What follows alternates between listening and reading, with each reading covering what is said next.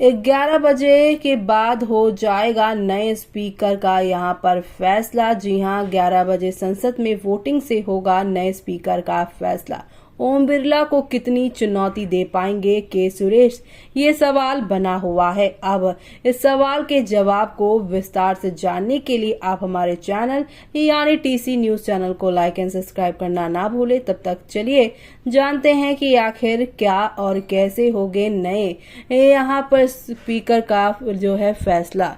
लोकसभा अध्यक्ष पद के लिए आज बुधवार को चुनाव होना है। लोकसभा में सभी सदस्य इसको लेकर वोटिंग करेंगे। दरअसल अध्यक्ष पद को लेकर एनडीए और विपक्षी इंडिया ब्लॉक के बीच आम सहमति नहीं बनने के बाद दोनों गठबंधनों ने अलग अलग उम्मीदवार मैदान में उतार दिए हैं। बीजेपी के नेतृत्व वाले एनडीए ने फिर से सांसद ओम बिरला को अपना उम्मीदवार बनाया है, जबकि विपक्ष ने कांग्रेस के वरिष्ठ नेता के सुरेश को मैदान में उतारने का फैसला किया है। राजस्थान के कोटा से 3 बार के सांसद ओम बिरला और केरल के मेवा लीलाकारा से 8 बार के सांसद कोडिकुनिल सुरेश के बीच में सीधा मुकाबला है आज। जी हां, आप सभी को बता दें कि लोकसभा अध्यक्ष पद के लिए चुनाव आज सुबह 11 बजे होगा। हालांकि इंडिया ब्लॉक के लिए ये आसान काम नहीं होगा, क्योंकि उन्हें चुनाव जीतने के लिए 271 वोटों की आवश्यकता होगी, तो जो 542 यानी वायनाड सीट खाली का आधा है। जहां तक संख्या की बात है तो एनडीए के पास लोकसभा में 993 सदस्य हैं, जबकि इंडिया ब्लॉक के पास 333 हैं। इसके अलावा 7 सांसद ऐसे हैं जिन्हें अभी लोकसभा में शपथ लेनी है, जिनमें इंडिया ब्लॉक के 5 सांसद शामिल हैं। सूत्रों के अनुसार स्पीकर के चुनाव के बाद उन्हें शपथ दिलाई जाएगी। नतीजन ये 7 सांसद लोकसभा अध्यक्ष चुनाव में मतदान नहीं कर पाएंगे। इसके अलावा सूत्रों ने यहाँ पे बताया है कि वाईएसआरसीपी, जो किसी भी गठबंधन का हिस्सा नहीं है, ने स्पीकर के चुनाव में ओम बिरला का समर्थन करने का फैसला कर लिया है।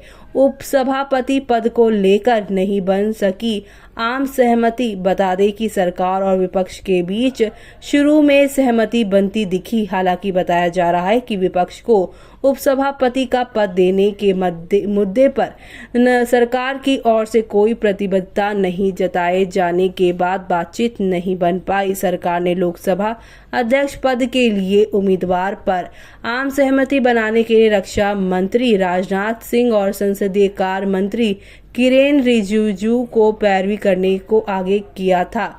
राजनाथ सिंह के कार्यकाल में हुई बैठक रही विफल। जी हां, राजनाथ सिंह के कार्यकाल में बैठक के दौरान कांग्रेस के केसी वेणुगोपाल ने ओम बिरला को निर्विरोध फिर से निर्वाचित करने के बदले में विपक्ष को उपसभापति पद का तत्काल आश्वासन मांगा।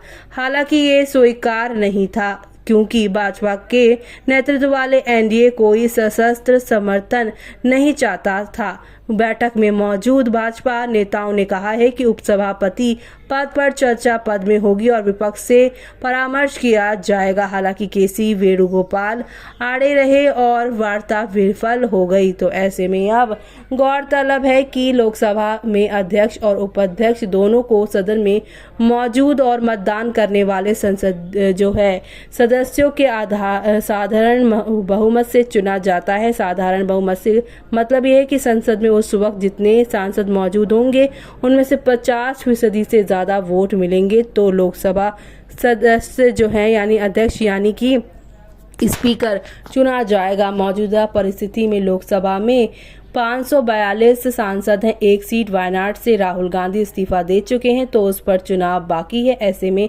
542 सीटों में से 293 सीटें एनडीए के पास है, वही 542 का आधा 271 होता है। इस तरह भाजपा के नेतृत्व वाले एनडीए गठबंधन के पास सदन में बहुमत है और उसे अपनी पसंद का अध्यक्ष चुनने में कोई कठिनाई नहीं होने वाली है।